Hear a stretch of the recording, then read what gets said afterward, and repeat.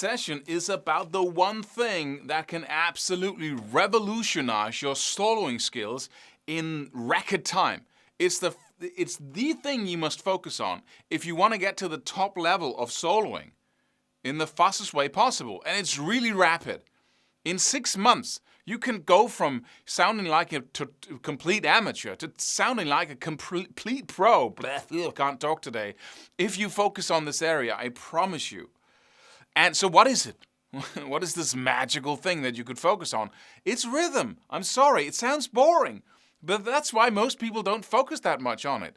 But just think about it. The equation, the soloing equation, what does that consist of?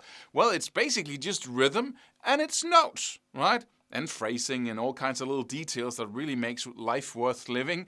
But if you look at what you're doing, you're basically combining rhythms with notes. That's what you do. But most people don't focus that much on rhythm, and you really need to. And if you do, you will absolutely change the way you sound, because it is the reason for so many challenges. You know, why can't you seem to end your lines in a proper way, right? You play licks, but you have to kind of put those licks into music. So why do you keep stumbling? Why can't you play a decent run without having to, fumble around in the beginning or the ending? Because you can't seem to get back into the music. Why can't you put licks together or notes or lines? It's rhythm. All those problems all come from the same challenge. Because if you absolutely master rhythm, then you can totally put lines together and you can play just a couple of notes with,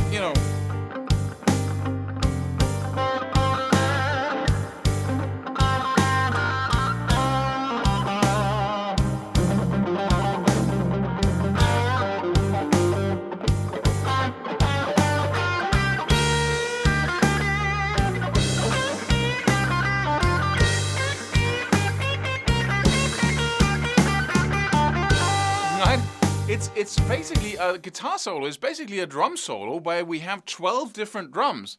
And then you go ba-do, ba-do, do, da-ba-dee-boo, ba da-ba-dee-doo, da-ba-ba-dee-doo. But if you can't tap your foot as you're playing all those different rhythms, then you're lost.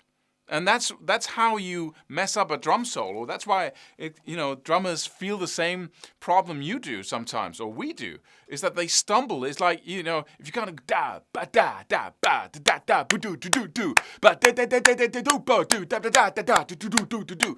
As soon as you can't clap or tap your foot, you're basically tumbling around and you don't have any connection with the music.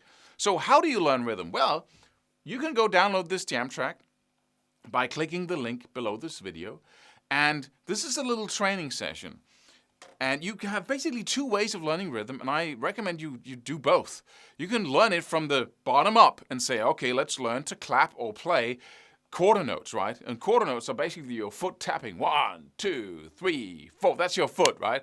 And then you can learn to clap as you have your foot. And then you can do eighth notes, which is basically just the upstrokes, or when you take your foot up. So you go down, up, foot, foot, foot, foot. So it's twice as many strokes. Then we have triplets. Then we put 3 little strokes in between each tap with the foot. Da, da, da, 1, 2, 3, 1, 2, 3, 1, 2, 3.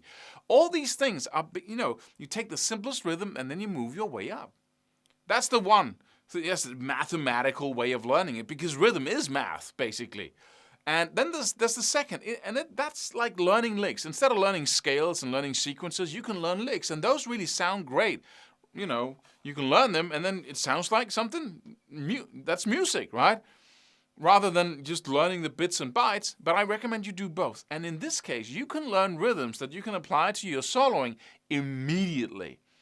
And that's magic, because then you can really have fun. And you don't have to learn that many rhythms to have something that's really magical.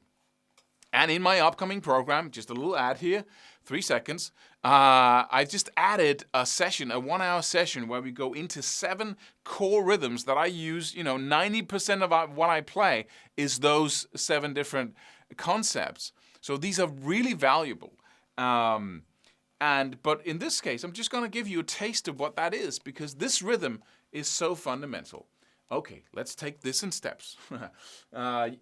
When you have any jam track, the first thing you could look for, let me see if I can get my iPad working. It's the basic rhythm that the drums are playing. And start playing that. That's a cool exercise.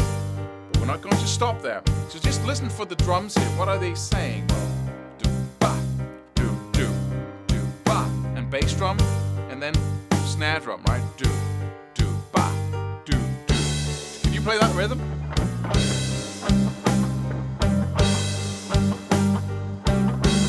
We're in G minor here, so we have the G natural minor scale, and we have the G blues scale. Right? And can you play the rhythm just on the G and the 5th fret on the D string? And can you then start combining it with the 3rd fret on the G string and bend that a little bit?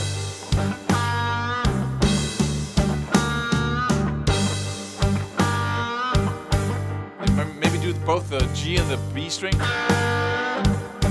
right? And then you can gradually start using more notes and staying with the same rhythm.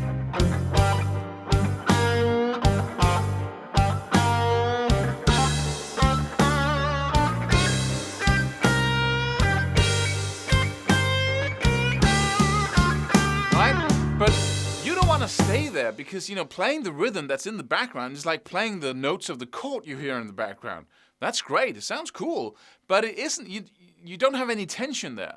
And when you play solos, you need to go back and forth between tension and release, between home and, abroad.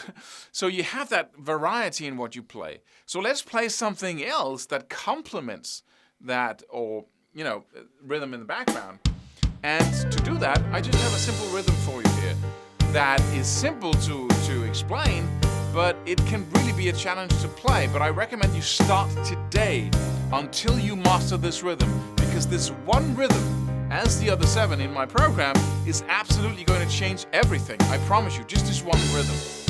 So, what are we doing? Well, first of all, I'm going to ask you to play, shuffle beat. So we go down, up, down, up, down, up, down, up, down, up, down, up, down, up, down. Can you do that?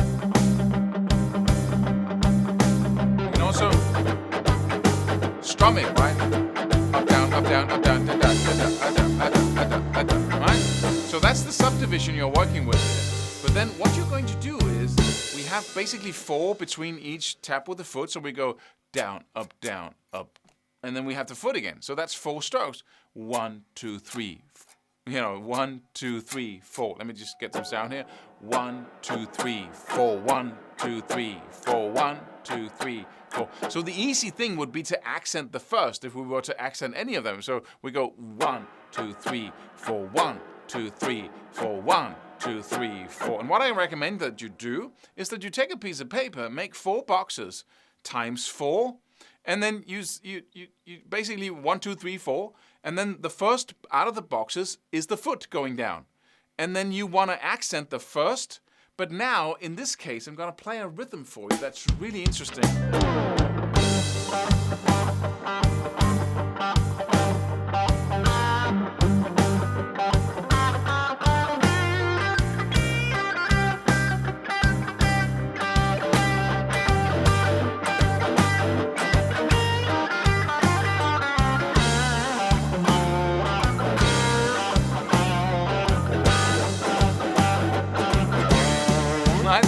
Says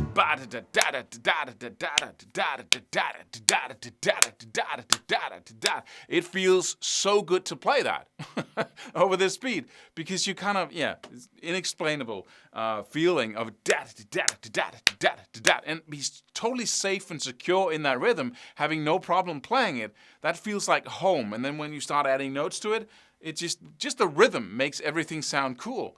So how do we do that? Well, we accent every 3rd note instead of every 4th. We have 4 strokes, as I said, right?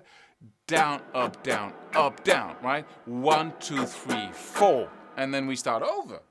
But if you line those up, 4 boxes with the foot in the first, and you have 4 times 4 boxes, then you simply put an X in the first box with the foot.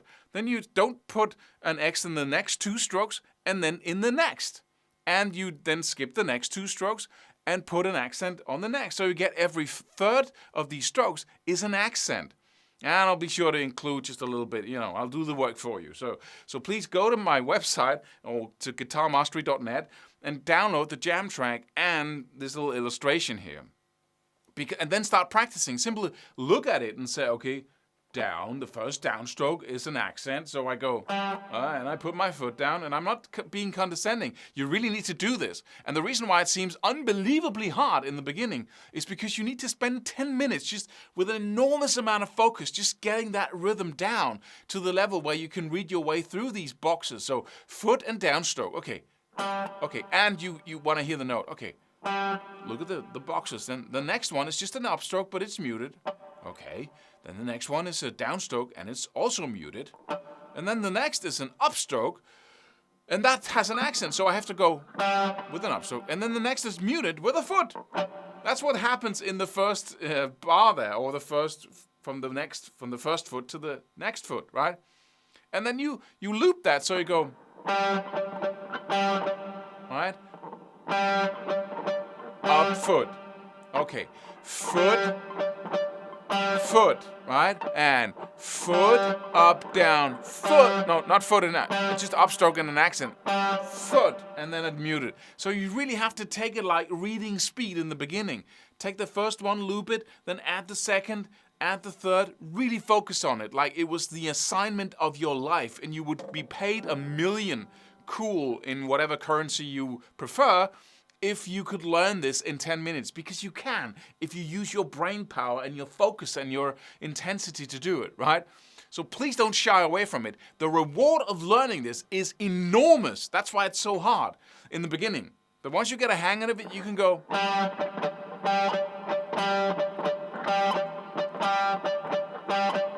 And then suddenly, foot, right? And then you can, and it's like 10, 20, 30 minutes, and you got it. And then you can start practicing. My head is the foot. Right? And then you do it over and over again. You walk around, you go to the store, you shop, you talk to friends as you go, bat, dat, dat, dat. Play the rhythm over and over again.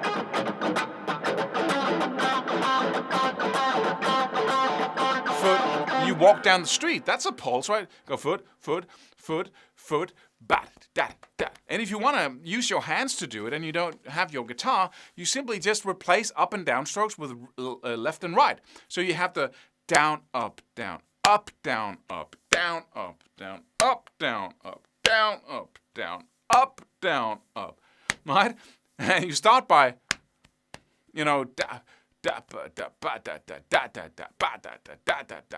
then you can walk around foot,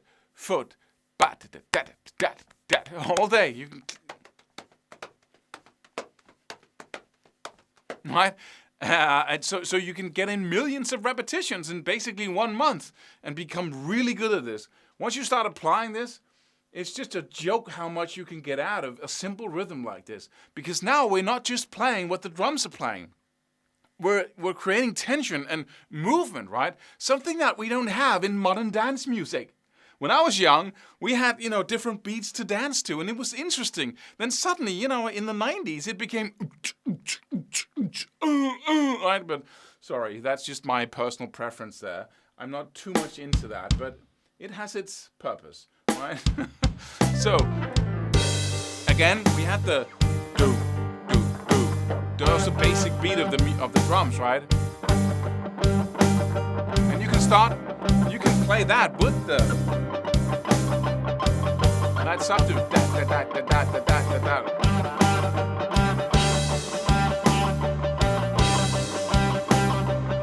Right? You can play that as well, and then you can alternate and go.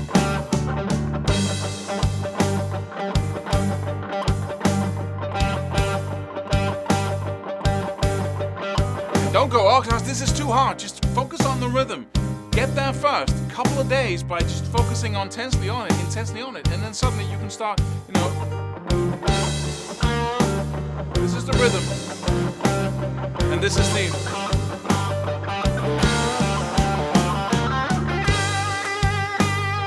This is it.